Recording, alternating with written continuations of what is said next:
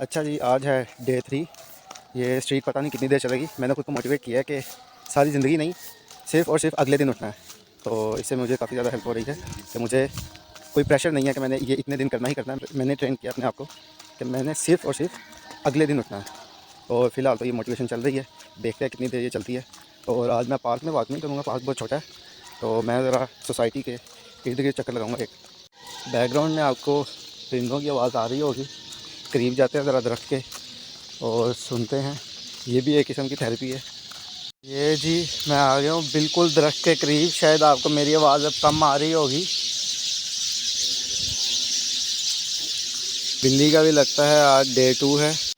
अच्छा जी, थोड़ी सी रनिंग और वॉक के बाद मैं पहुँच गया हूँ अपने घर। अब रेडी होऊंगा तकरीबन 1 घंटे के बाद और फिर ऑफ़िस की तैयारी। ऑफ़िस जाऊँगा, फिर 9 to 5 जॉब।